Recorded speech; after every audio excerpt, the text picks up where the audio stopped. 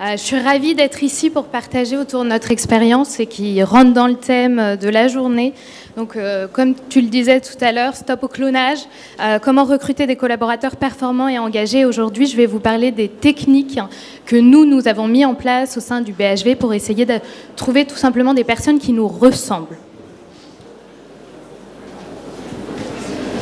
Alors, le BHV Marais, grand magasin parisien. Notre but ultime aujourd'hui, ça va être tout simplement de réenchanter nos clients. Réenchanter nos clients au travers d'une nouvelle relation client et de pouvoir créer une expérience émotionnelle lorsqu'ils viennent en magasin qui soit construite autour du plaisir et autour de la découverte. Et pour cela, on s'est dit comment recruter des personnes qui vont nous ressembler et qui vont permettre à nos clients de ressentir ces émotions et de ressentir ce plaisir, cette découverte. Donc il fallait pouvoir trouver ces personnes qui aient le comportement adéquat et qui génèrent des émotions telles que la bienveillance auprès des clients. Pour cela, on a mis en place deux types de recrutement, donc le recrutement prédictif que je vais développer un petit peu plus tard et les assessment centers qui nous permettent de nous concentrer davantage sur le talent naturel, donc des valeurs qui vont être innées aux candidats, plutôt que sur des CV ou des compétences qui vont être écrites à travers les expériences des candidats. Donc le recrutement prédictif, c'est avant tout à travers différents algorithmes, une technique qui va permettre de mettre en avant le potentiel de réussite, les probabilités de réussite d'un candidat sur un poste donné. Et aujourd'hui, au sein du BHV, nous, on l'utilise grâce à un test de recrutement qui va nous permettre de retrouver effectivement les valeurs que l'on recherche. Donc comme je vous le disais tout à l'heure, on va rechercher avant tout à créer une expérience émotionnelle. Donc on va rechercher des personnes qui auraient de manière innée un talent naturel pour aller vers les gens, un talent naturel relationnel, tout simplement des personnes qui aiment aider les gens et comme nous on le résume, des personnes qui aiment les gens. Et cela, on le découvre à travers ce recrutement prédictif, puisque vous conviendrez qu'on ne pourrait pas le retrouver sur un CV, on ne pourrait pas le retrouver sur différentes expériences, et même en entretien, un candidat qui aurait très bien préparé son entretien, il aurait regardé les valeurs de l'entreprise, et il nous aurait retranscrit le discours que l'on a envie d'entendre. Tandis que sur cette base de recrutement prédictif, finalement, vous n'avez pas la possibilité de biaiser les réponses.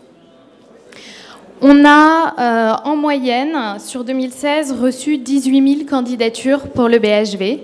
Sur ces 18 000 candidatures, 17 000 ont passé notre test de recrutement prédictif. Et on a à peu près fait 1000 entretiens pour 600 recrutements.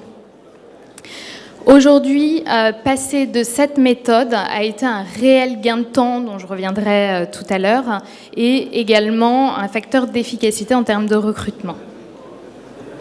Je vais vous parler de la méthodologie et de comment on a réussi à mettre en place en fait, ce recrutement prédictif. Donc, on a commencé cette étude il y a 3 ans, puisqu'avant tout, il faut très bien connaître les métiers de l'entreprise et aussi faire un travail, donc nous, que nous avons mené sur une référence de compétences techniques, mais aussi comportementales attendues sur nos métiers. Et donc, on a identifié les métiers qui étaient les plus importants en termes de facteurs clés de succès, à savoir la vente, puisqu'aujourd'hui, ce sont nos vendeurs qui vont faire le chiffre en magasin, également les managers de vente, tous les métiers de poste d'accueil et les hôtes de caisse. Donc, on a identifié les talents naturels qui pouvaient être nécessaires pour avoir, comme je vous le disais tout à l'heure, cette bienveillance en magasin. Par exemple, je vous le citais, une personne qui va aider naturellement les gens ou mettre en avant la culture du résultat, puisqu'aujourd'hui, faire du chiffre, ça va être aussi avoir de manière innée un goût du challenge. Donc on a identifié tous ces talents naturels qui étaient nécessaires et ensuite on a demandé aux volontaires sur le métier de vendeur, on a eu un panel de 150 volontaires qui ont passé le test pour pouvoir identifier quels étaient les facteurs clés de succès qui étaient nécessaires au poste de vendeur au sein du BHV. On les a mis en parallèle avec des données quantitatives et des données qualitatives. Donc on a pu comparer avec les entretiens annuels d'évaluation ainsi qu'un élément qui va être du coup chiffré, leurs indicateurs de performance et donc les primes qu'ils pouvaient avoir à la fin du mois pour identifier finalement quels étaient les meilleurs éléments et quels étaient les talents naturels nécessaires pour être performant en magasin, mais pas seulement performant d'un point de vue économique, également être épanoui en magasin. Et pour le coup, l'épanouissement permet de générer ensuite un engagement collectif. Ensuite, avec notre partenaire, on a créé donc des job profils qui sont propres à nos métiers et propres à l'environnement du BHV pour mettre en avant quels sont les critères nécessaires pour être épanoui et donc performant en magasin. L'impact sur nos process en matière de recrutement, comme je vous le disais tout à l'heure, donc on est passé d'une méthode classique, on a banni le tri de CV, je vous ai montré tout à l'heure qu'on recevait à peu près 18 000 candidatures, donc vous imaginez le nombre d'heures passées à trier toutes ces candidatures. Aujourd'hui, c'est quelque chose que nous ne faisons plus. Donc dès qu'un candidat postule au sein du BHV, il réalise le test de recrutement. Et si le taux d'adéquation est conforme à notre job profile, eh bien dans ce cas-là, on poursuit le processus de recrutement par un entretien collectif ou un assessment. Donc on a réduit notre processus de recrutement qui était de 45 jours à peu près du moment où le candidat postulait jusqu'à la signature du contrat à 30 jours. Et donc on a amélioré aussi nos qualités de sourcing et aujourd'hui les équipes recrutement peuvent aussi se concentrer sur d'autres projets qui sont tout aussi importants en termes de ressources humaines. Ensuite, au-delà d'alléger effectivement les procédures administratives, on a vu un réel impact sur la performance. Donc on avait sur 2016 17% de fin de période d'essai, 2015, 17% de fin de période d'essai à l'initiative de l'employeur. En 2016, ce taux est passé à 9 et sur 2017, on devrait approcher un taux à 5%. Ensuite, sur les autres critères, on a regardé les réussites des managers de vente, puisque le magasin est ouvert tous les dimanches depuis 1 an maintenant. Et on a dû recruter 15 managers de vente fin de semaine pour pallier à ces ouvertures. Et pour cela, on a utilisé donc notre test de recrutement. On s'aperçoit que les personnes qui avaient un taux d'adéquation entre 50 et 60% réussissent moins bien que les personnes qui avaient un taux d'adéquation au profil de 60%. Par exemple, ceux qui ont un taux d'adéquation à 60% ont atteint leurs objectifs mensuels à 96%, contre 85% pour les autres. Pareil sur les évaluations individuelles qui sont des notes de coaching, on voit qu'ils sont nettement plus performants, ainsi que pour les évaluations collectives, où là, ils vont être observés au travers de notes de clients mystères.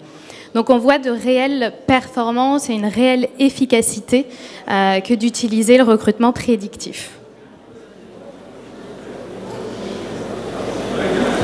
Est-ce que vous avez des questions ?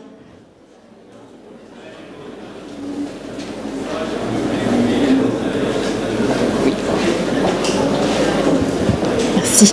Je voulais savoir, avant de mettre en place cette nouvelle méthode de recrutement, quels étaient vos critères de sélection sur CV en termes de profil ?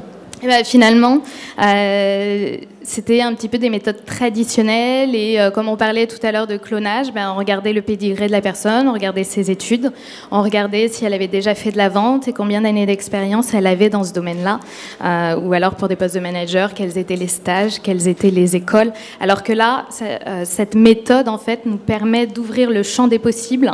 On parle de créta-chance au sein du BHV puisqu'on ne regarde absolument pas le CV.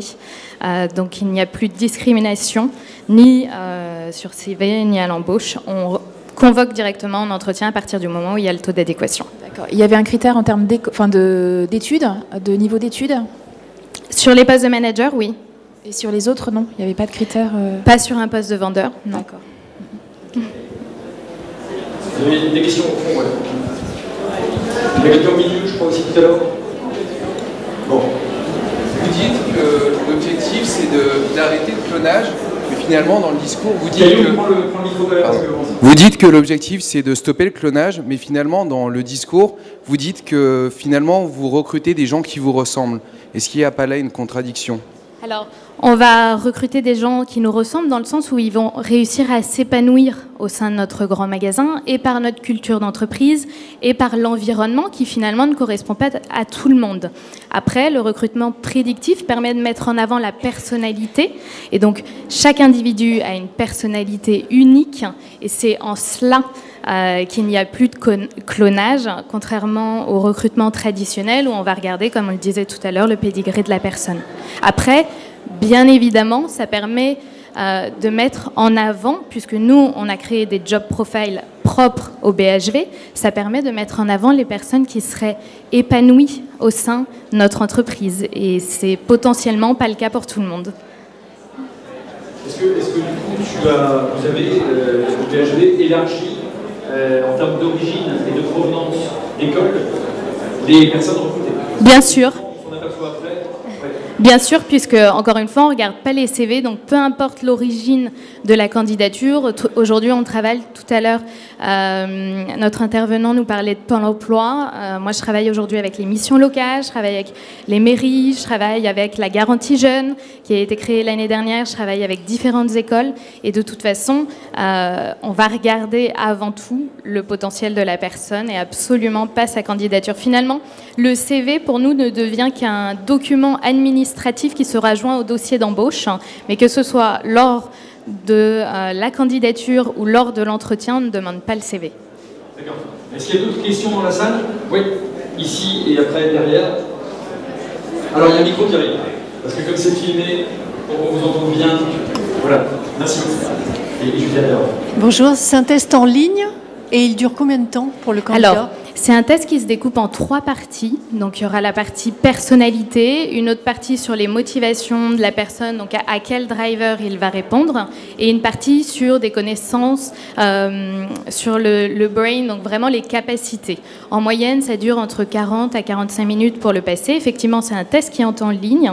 Donc, dès qu'on reçoit une candidature, on envoie le lien pour s'inscrire et pour passer le test en ligne, qui peut être fait aussi bien sur un smartphone, étant donné les générations actuelles, que sur tablette, sur ordinateur, et quand bien même la personne ne pourrait pas le passer, elle peut tout simplement se présenter au service recrutement pour venir le passer dans nos locaux.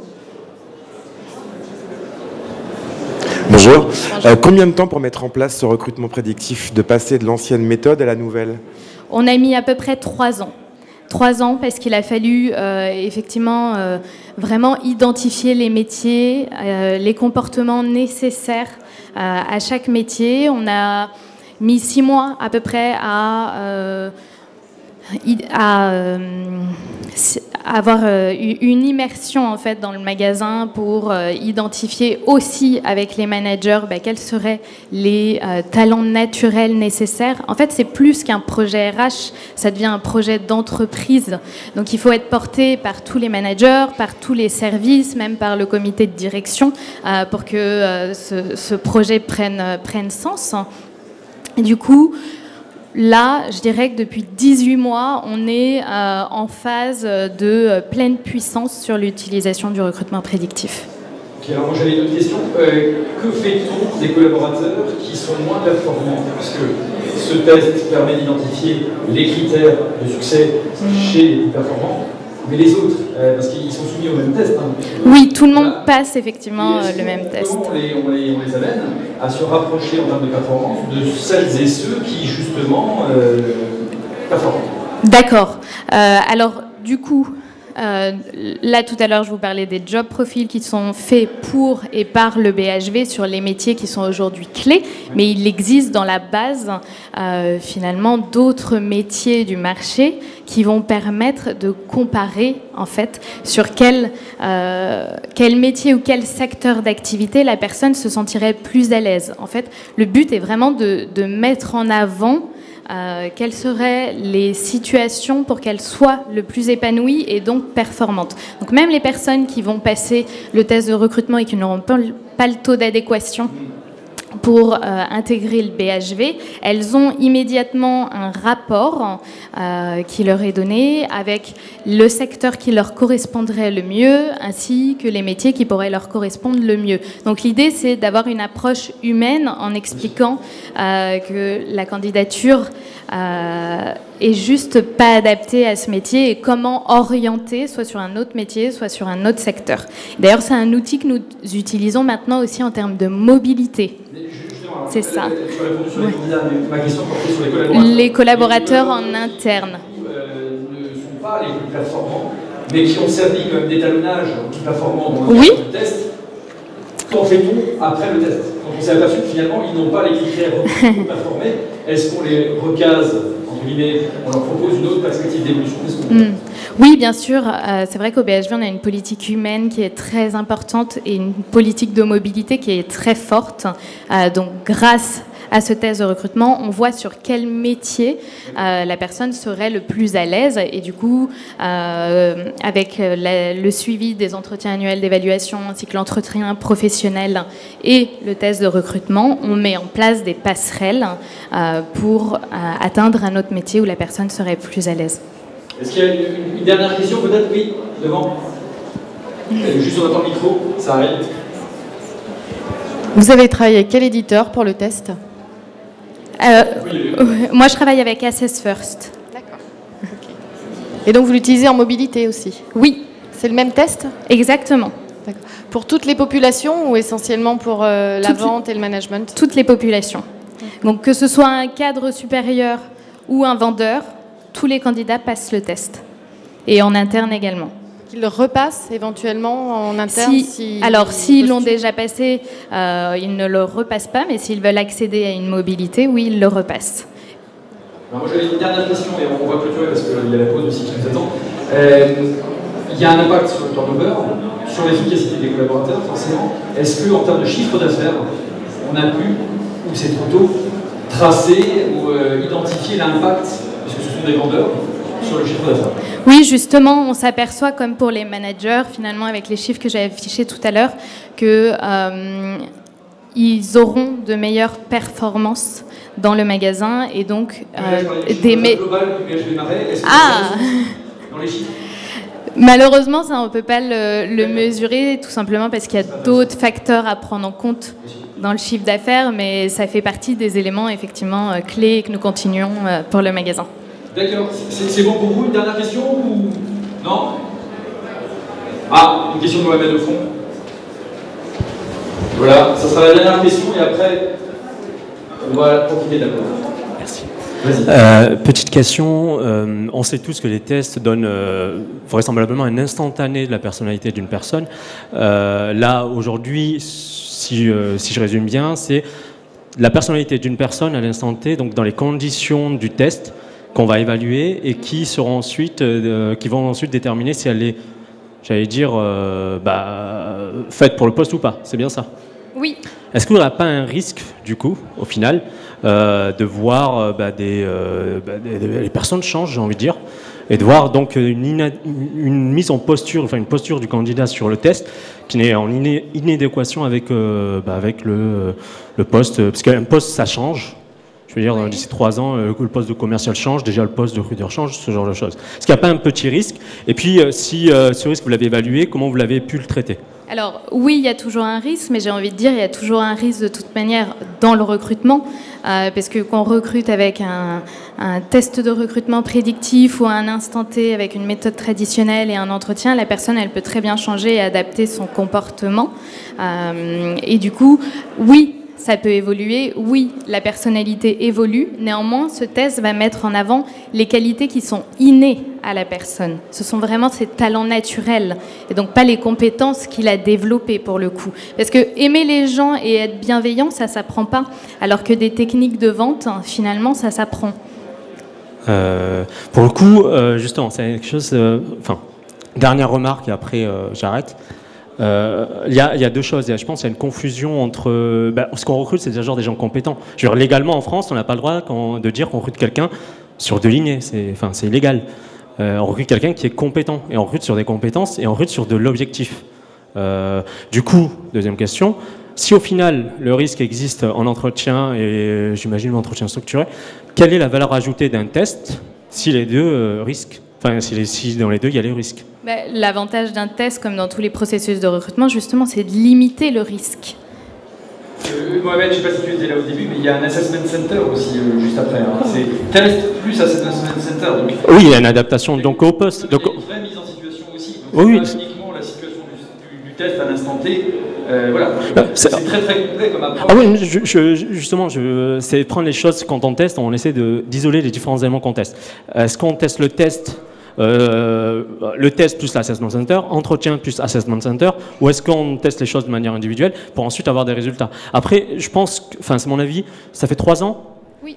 Oui. Éventuellement, 3 ans, c'est peut-être un peu court pour vraiment se positionner, je pense que c'est mon avis, pour se dire est-ce qu'il faudrait attendre peut-être 10 ans pour savoir si les personnes sont encore là dans 10 ans, si elles sont encore performantes dans 10 ans, et effectivement, on est encore à un stade expérimental. Oui.